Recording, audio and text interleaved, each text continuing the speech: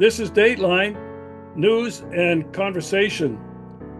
My guest, Ed Curtain, is back again tonight. He wrote an incredible article, and I've been doing a couple of shows recently on Donald Trump. This one is really quite different, very fascinating and interesting. Anyway, just to remind you or to inform anybody who is viewing this show and Ed for the first time, he's a retired professor, a sociologist. He's a researcher, a poet. He's an essayist. He's a journalist. He's a novelist. And he's a writer. His latest book is At the Lost and Found, Personal and Political Dispatches of Resistance and Hope. Ed Curtain, welcome back to the show. Thank you, Regis. It's always good to be with you. Well, it is always good to have you, and I read your articles all the time, and every once in a while, one of them just kind of explodes on me, and this recent one did. You titled it, "The Masks Have Come Off," and the culmination of a long developing horror story. Boy, did that jump out at me. Halloween's coming up. Going to hear all kinds of horror stories and scary stuff. But this article was about Donald Trump. And here's a quote from the first paragraph, really, and I want you to pick it up from there. You wrote, and I quote, "Trump is the greatest blatant fraud to ever occupy the White House."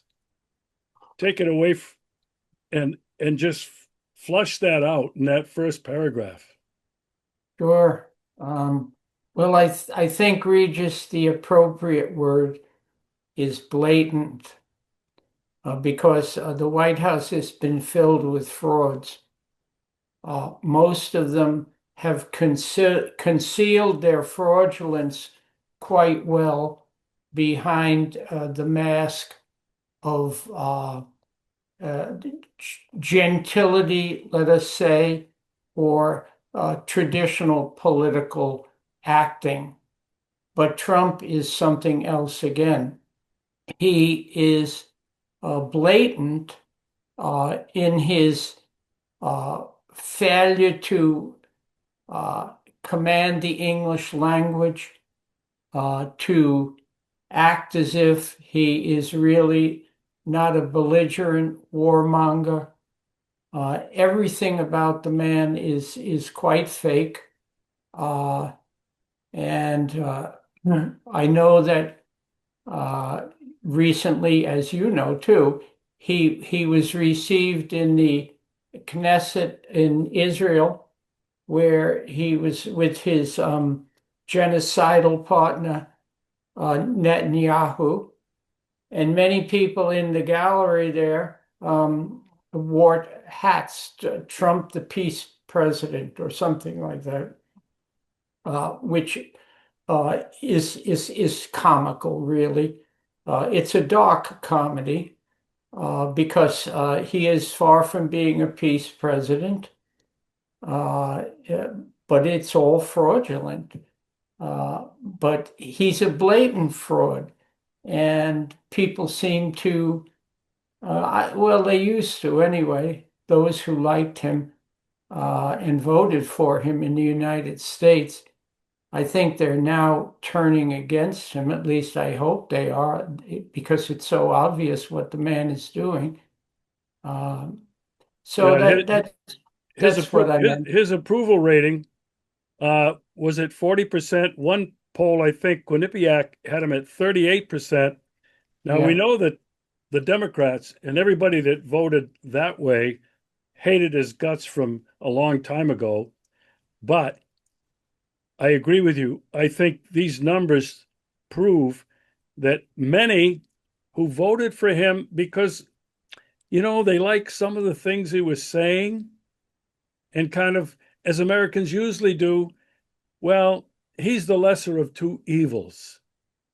Now, I want to read and quote a couple of more things that you said about him because you really were bombastic.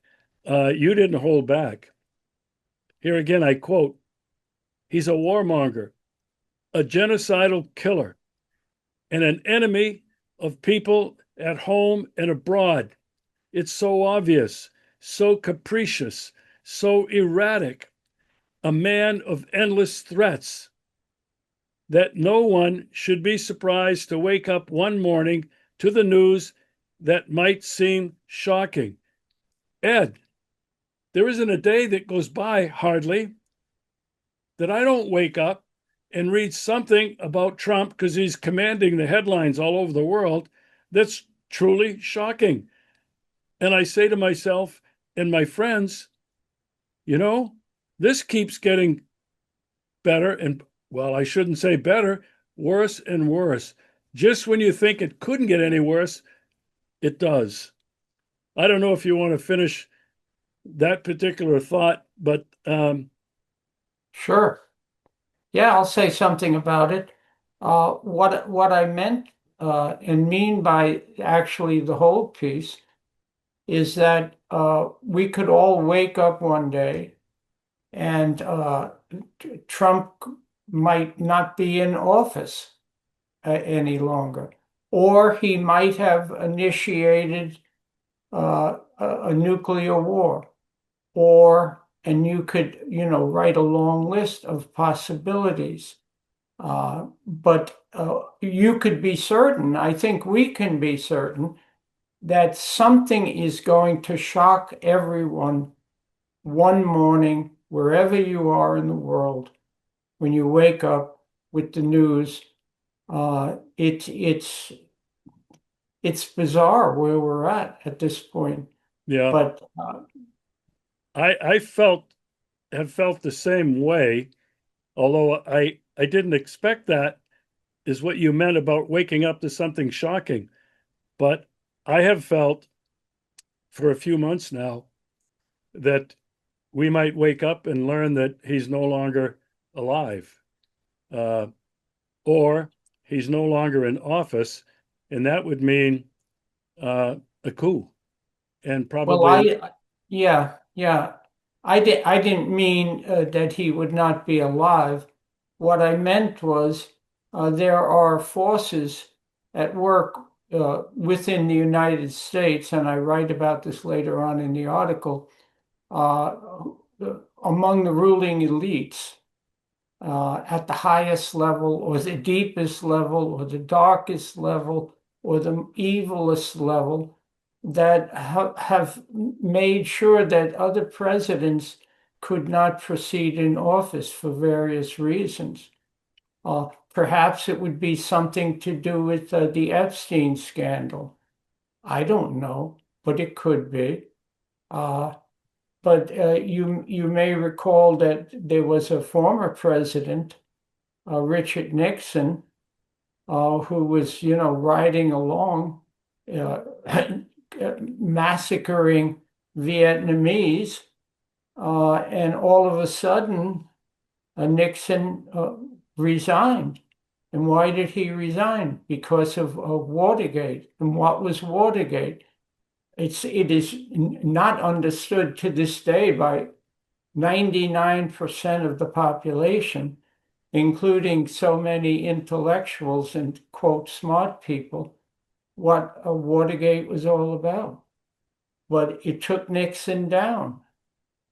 And, these operatives have ways of taking presidents down, out of office, scandals, and so forth. yeah, So I and don't know. All I know is it wouldn't be surprising, and I think that people should be ready. It's not going to be, as I say, a Halloween treat. It's going to be a trick, and something's going to break. And when, I don't know. But as the song has it about Darby's Castle in this article, Chris Christopherson, it took 300 days for the uh, castle to be raised, but it just took one night to bring Darby's castle down. We're going to talk more about that in a little bit. Uh, Yeah, I wanted to mention a couple of things because I said, one day we might wake up and find out that he's dead. Well, he's not in very good shape.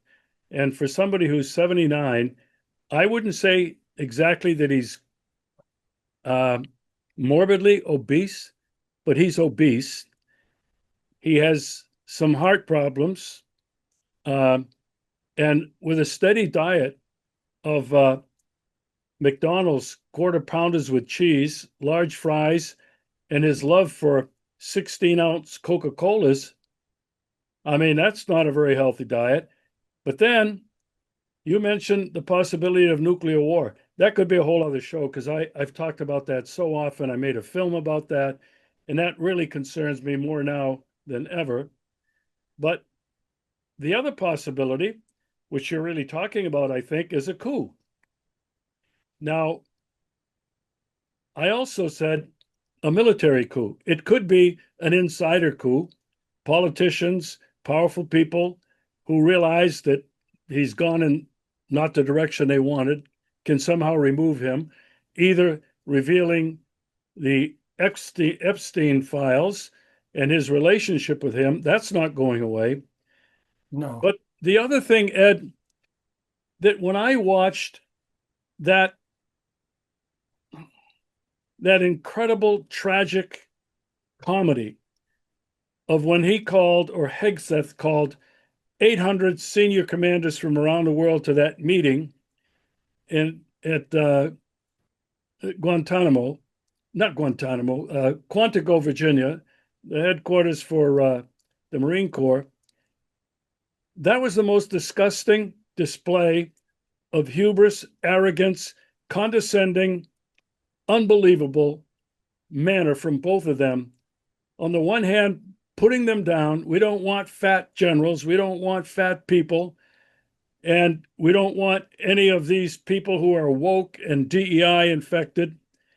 I mean, this is a condemnation. Then on the other hand, he said, but we are the strongest, largest, and most lethal military in the world. Ed, my immediate thoughts, and I watched the whole thing, I had to. yeah, My immediate thought, there've got to be some generals out of those 800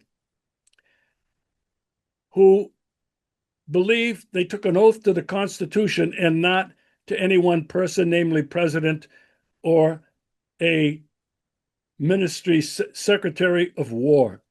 And I thought some of those guys have got to be thinking military coup. This, for me, is one of the surprises, among others, that we could wake up to one morning, and it will truly be shocking. yes, for sure. Something else happened this week, Ed. It's not part of your article, but it's part of this conversation, I think. China finally dropped the nuke on Trump, on the United States, on the military industrial complex. They have now banned the export, the sale of uh, rare, medium, and heavy rare earth minerals to the United States, which really means it is going to cripple the military industrial complex, the defense industry, the Pentagon's ability to fight war with equipment that will not be able to be made. I believe that Trump is going to have a hard time swallowing this. To me, it was a punch in the face from China, from President Xi, that said no more. So, Yes, it's Ed, true. I that agree. that I think could play into Trump being removed from office. We'll move on now because this is your show, not mine. Let me say this about that meeting with the generals. Yes, the outcome, the dark outcome that you mentioned is a very real possibility as well as the others. I mean, there are multiple possibilities. Uh, back in the 30s, there was a group trying to, in this, it would be very different. It would be Franklin Delano Roosevelt, a group who were trying to take him out. And if I'm recalling correctly, it was one, I think it was General Smedley Butler, You exactly. The Marine general, who was the guy who saved the day from this military coup that was being conjured up to take FDR out of office. So yeah, in reverse with the the conservative right wing, whatever you want to call Trump, a despot, really, it could happen too. On the other hand, the so-called generals could remain with Trump, and then we have troops in the street one morning. I mean, we have them being sent to all these cities now, so who knows? Who knows where it's all going to go? But I just think that it should not be a shock. Whatever happens, something along those lines, is probably going to happen. One night in the dark, the conspiracists, whoever they are, could do something. Yeah. And you mentioned about the militarization of uh, United States police forces by sending in the military and the National Guard to Los Angeles, Portland, Oregon, Chicago, and Washington, D.C., and he's threatening to do it to Boston, to Massachusetts, and to other blue states. Uh, you talk about being a despot. You talk about, really, we're talking fascism, but this is what you wrote in one of the next paragraphs. You wrote, Trump is the culmination of the latent stream of despotism that has flowed through American history, especially during the last 25 years. Ed, what were you getting at? Well, what I'm getting at, of course, that latent stream um, of fascism or despotism or totalitarianism, whatever you want, that's always been there. That goes back, it goes back to the 1930s, of course. Uh, it's been there for a long time. But in the last 25 years, uh, we know that, and I'll begin just with George W. Bush and the events of September 11th, the tragedies that occurred that day, 2001, uh, which most people don't want to even think about. But what Bush did as a result was he he pushed through the Patriot Act, which took away so many Americans' basic rights from the Bill of Rights. And the Patriot Act just, sailed through Congress with little resistance because of what Bush did. And so if you look at the events over the course of those last 25 years, and the Patriot Act was essentially written in the 1990s. Joseph Biden was instrumental in it when he was a senator in the 1990s. But the Patriot Act was just waiting there to be signed. And 9/11 was the impetus for that, and it was pushed through. And then Bush also declared a state of emergency.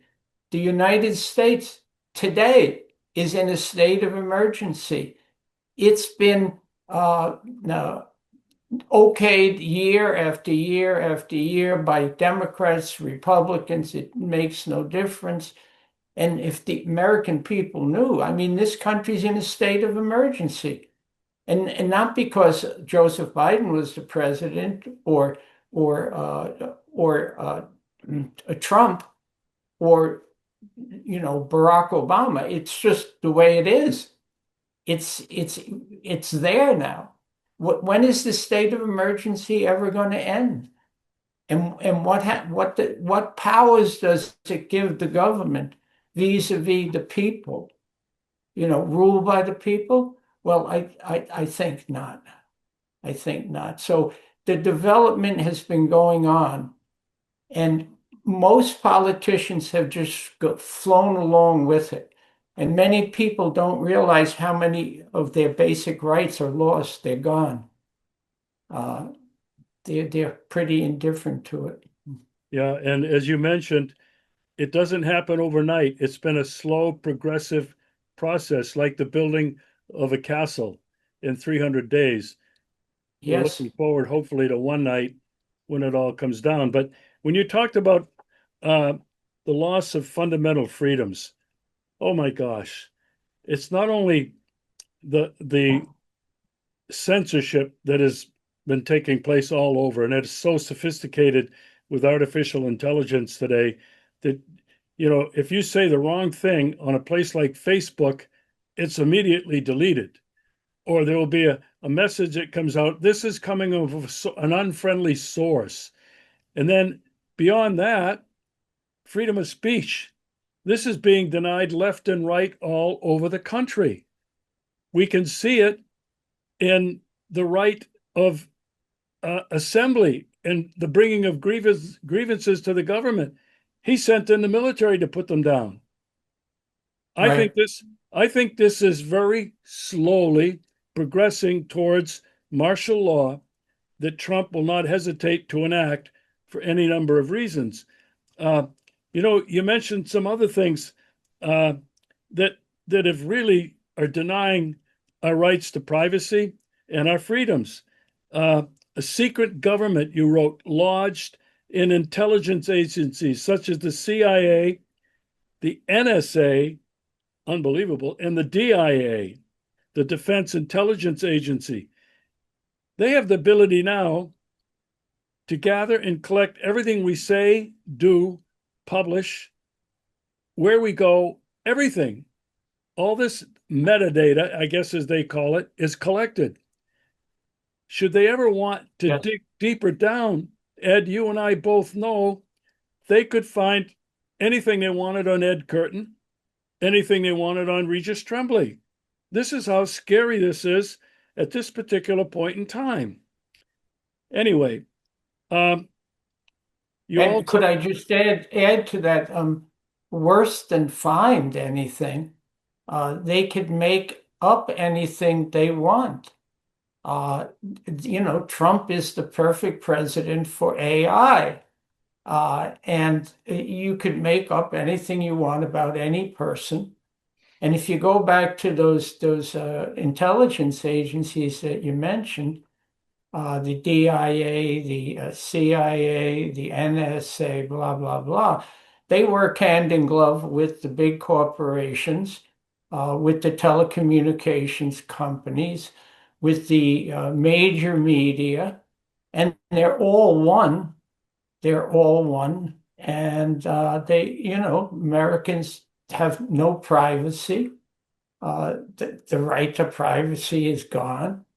Uh, and most people, they're pretty insouciant about it, with their cell phones and so forth. Uh, it's, I don't see where it's going to end.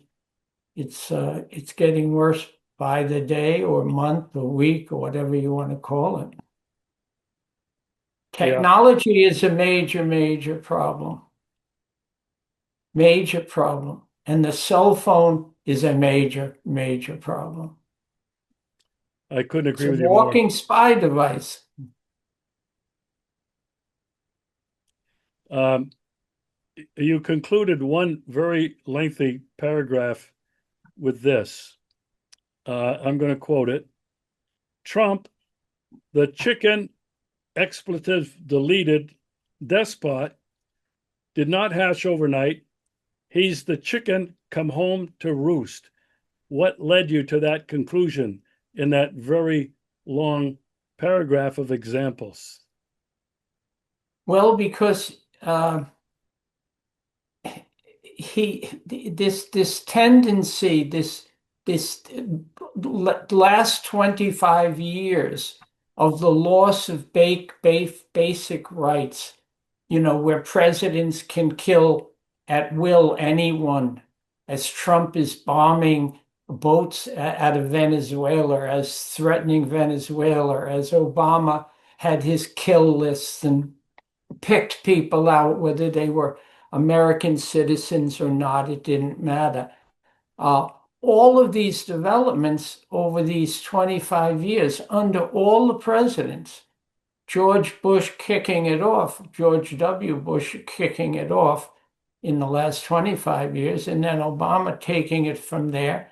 And then, so we have 16 years there. Then we have Trump, and then we have Biden, and we're back to Trump. And it's a slow building of this castle metaphor.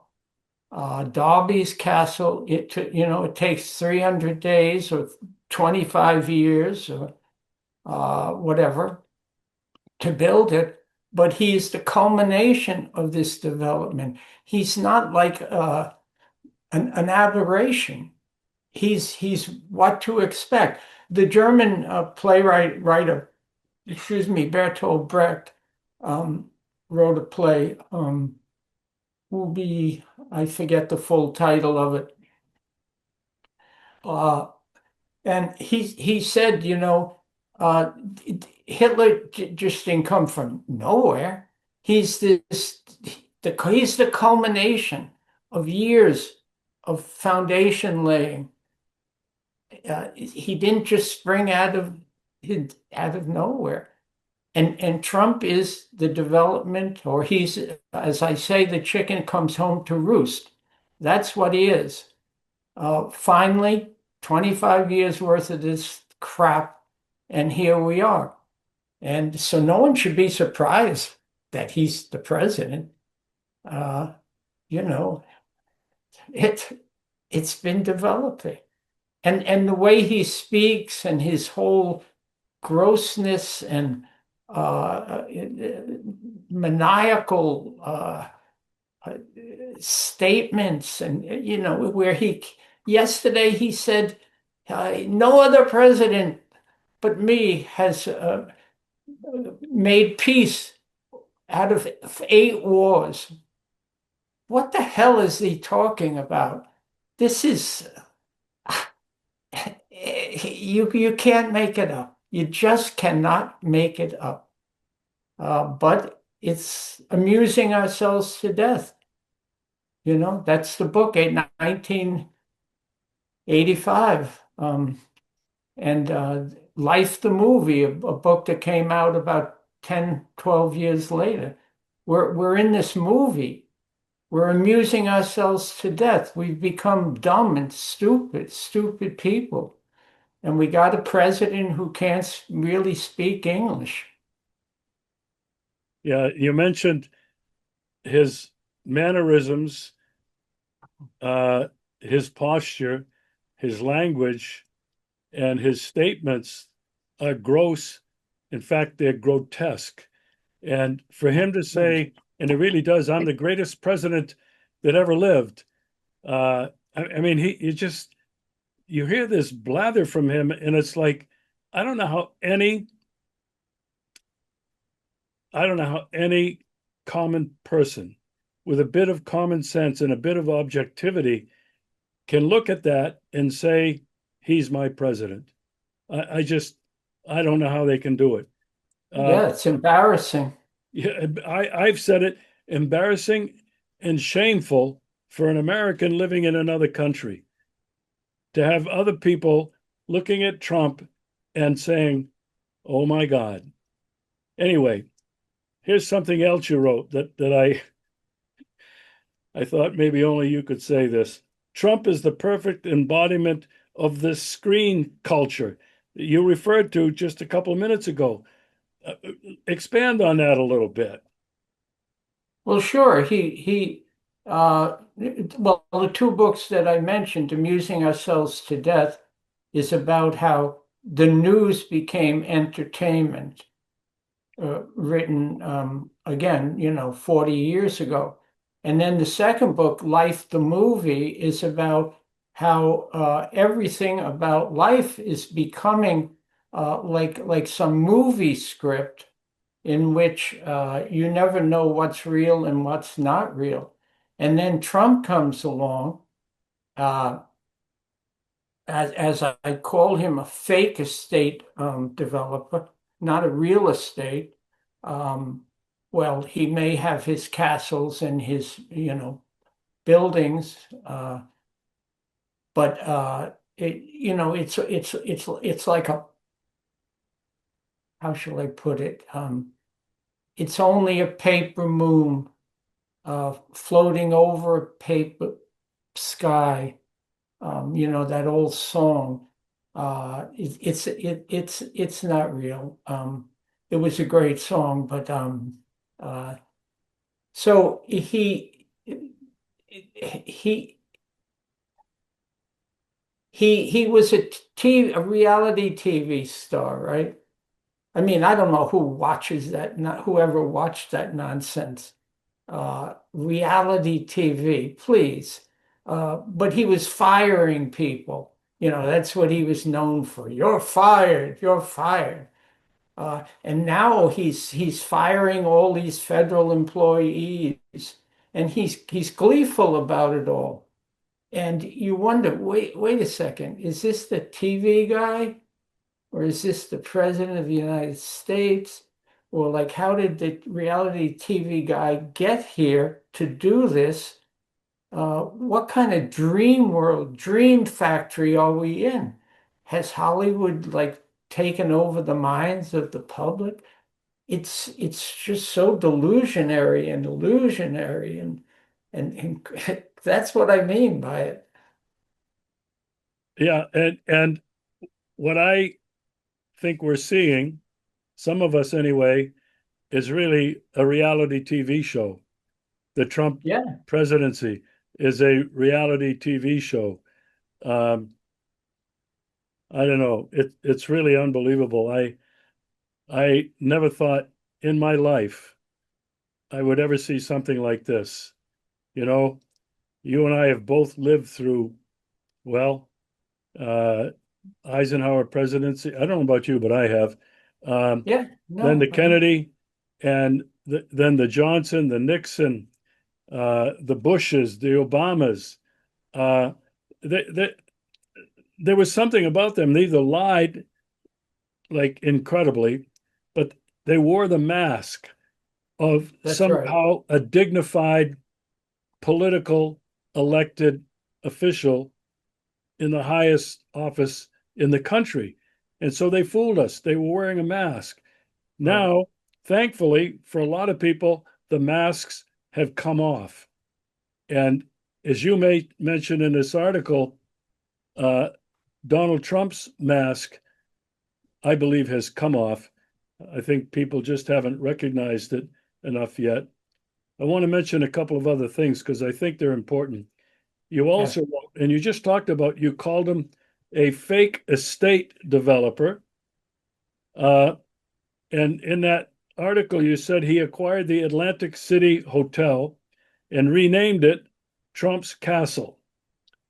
And you said that was a sign of his obsessive megalomania. But then you said something that might have been uh, predictive.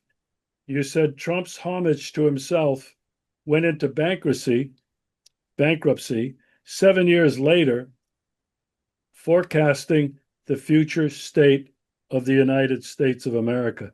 Are you serious? Yeah, I'm serious. Um, I hope to God that doesn't happen, but the U.S. economy is in major trouble with the amount of debt that the United States owes, and I think we're teetering on the edge of a financial breakdown. Uh, Wall Street is not Main Street, to quote a cliche, and Wall Street may be thriving, but that can't go on forever. And I think economists, good economists, uh, are aware that we're in trouble, and the price of gold and the price of silver and all that kind of stuff is skyrocketing. And something's going to give at some point. I mean, I don't know when, but in 2008, under President George W. Bush, we know in September of that year, the world economy almost collapsed. And then Obama came in and he bails out Wall Street, and Bush first, was in on that. And then Obama comes in January of 2009, and he bails out the banks and the financial firms. But we were in a very tough situation there for 4 months. But there was a bubble that was created in the economic system. And that bubble, I believe, is there now. And God help us if it bursts to add to our problems. But that could happen too. I mean, we could wake up one day and that's kind of Darby's Castle too. It's overnight, like the markets go insane, and we learn that, oh, wait a second, the economy is not what we think it is. And that's a scary thought. They're all scary thoughts, or frightening thoughts, I prefer to say, rather than talk like a child. Uh, Scary. Yeah, Um, well, you're talking some economics here, and that's not my field, but the way I look at it, Trump is sitting on top of a couple of enormous bubbles. One of them is a $37 trillion national debt that rises, yeah, from what I can tell, every 3 months by another $1 trillion. There's no way to pay it off. And then you look at the personal debt of Americans is right. way out of whack. There's so many Yeah. people that are having to use credit cards to buy basic necessities because they don't have enough money. The other thing that you mentioned, you said gold and silver. One of the things that I've paid a little bit of attention to, because I've been reading it in popular media, by the way, here in Russia, countries like China and Russia and others have been hoarding gold. That's right. Gold. And what this means is they're taking money they've got, assets they have, and investing it in gold and storing that gold in their own vaults. Now, this is a tremendous threat to the United States because countries like China are also getting rid of the United States bonds, which they really know are worthless, little by little. And so Yes. you have the emergence of the BRICS nations, who are now working very, very rapidly because of Trump's universal sanctions on friends and foe alike. They're working towards their own banking system, international banking system. They're working right now actively and trading in their own currencies. India will now Yes. buy Russian oil in the yuan. Yeah. Russia and China trading in their own currencies. I mean, I'm not an economist, but to me, this is a forecast of a disaster. What the United States is doing is now spending over $1 trillion a year, way over if you consider dual purpose organizations like NASA, civilian and military. You look at all the intelligence agencies that are part of this war against the world information war battle. It's trillions of dollars. And now to do that, they have to take away from uh, the social safety net, social programs. They're taking it away from education. Trump is laying off or firing I don't know how many thousand of people from the the Department of Education. Now, the other thing that you mentioned, uh, Could I just comment on that, Regis? yeah, You know, that has a history too, because it's been going on for a good while. The government, you know, this so-called public-private partnerships, in which so many of the services that were served by the government alone have now been given over to private corporations to administer, whether that's, you know, having mercenary armies or whatever. It's have been happening for years now across the board. And that's a really important development. And I think Trump is the culmination of that too. Uh, but what were you saying? no, I was just saying that what I see and have seen happening in the United States is an economy that is not sustainable.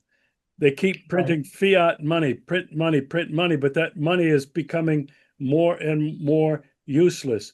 What the rest of the world is doing, the BRICS plus another 20 some countries, realize what's coming, and they're taking things into their own hands to protect themselves uh, economically because they see that Trump, but he's the most recent version of it, blatantly weaponized the dollar, weaponized sanctions, weaponized threats against other countries if they don't bow down and follow his orders. So Yeah. I don't see the US economy being stable. And you mentioned a bubble. I think Trump is sitting on top of a couple of bubbles. One of them is you mentioned that the technology AI bubble that I think is going to burst. I think the other bubble is what I just mentioned is this increasing national debt. That cannot go on forever. And you can see what the other countries around the world are doing to protect themselves in the event that the United States economy does crash. It'll hurt everybody, but others will survive because they're taking measures to prevent that. Anyway, it's fascinating. It's scary as hell. I worry about my children and my grandchildren Yeah. and future generations because that's really what's at stake. We're Yes. looking right now at a despot, a fascist dictator. And I think there's no other way to describe the United States of America right now than a fascist country. It's the marriage of government with industry, the military industrial complex, multinational corporations. And Yes. I agree, and I must keep emphasizing I agree with everything you just said about Trump. But there's a history. He's the chicken who's come home to roost. And this development has been happening for years. And here we are. And no one should be shocked by it. It's like, what did you expect? What do you expect when, you know, you allowed the Patriot Act to go through? What did you expect when you let the Congress okay a national emergency year after year after year? You know, what did you expect when, you know, presidents could just kill at will people they would call, you know, enemies of the state? What did you expect when the banks and the corporations get bailed out? What did you expect? Where do you think all of this is going? Well, we know where it's gotten now, and Trump is the end of the line. The masks have come off. We see right now how this has developed. I'm not exonerating him in the least, but you know, he's it now. He's it. you know, And the metaphor, Darby's castle was incredibly uh, good. Uh, it takes a long time for it to develop, but it could come down overnight. And this is what we're talking about.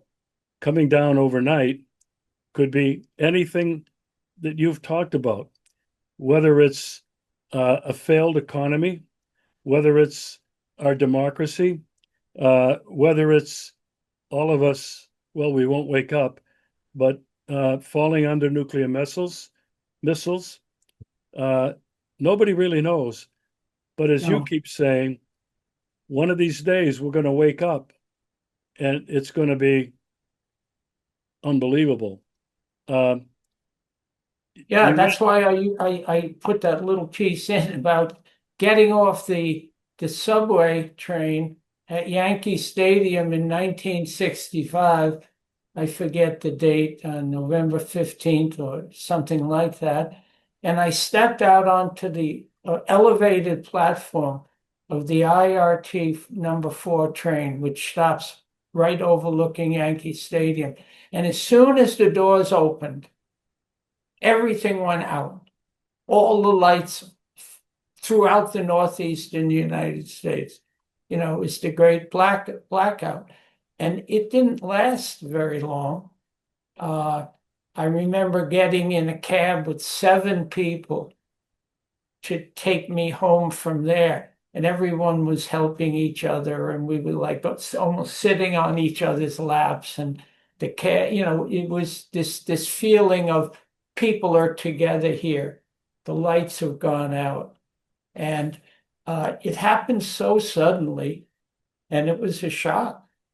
And you know, the lights go out, the castle falls.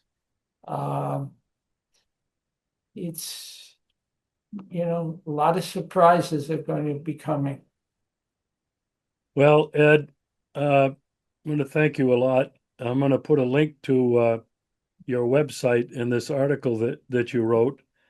I'll also put a link to your book and how people can get it. And got to thank you again for the amazing work that you're doing, the amazing articles that you're writing. Uh, I really encourage people to go to your website and read some of the incredible pieces of wisdom and insight. I can't thank you enough, Ed, for being available on very short notice to come back on the show. Well, thank you, Regis. It's always good to be here. And I hope people not only read the article and think it through and think the various aspects of it, but listen to Chris Christopherson's song because he was one of the good guys, one of the singers who always stood with the poor and the defeated and uh, tried to, and he was a great songwriter, amazing, amazing songwriter. So there are good people out there. They're still fighting, and we must continue to fight. And I want to ask everybody that's viewing it, if you are viewing this on any channel, that you can hit the like button. It really helps to promote the show. It helps with the algorithms that decide where the show is going to be placed in a certain hierarchy. And you know, if you're not subscribed yet to any of my channels, but especially my Substack channel, please do that. It's always free. There'll never be a paywall behind it. So, thank you all. Thanks, Ed. We'll look forward to seeing you again. Okay, thanks, Regis. On my side too. Bye.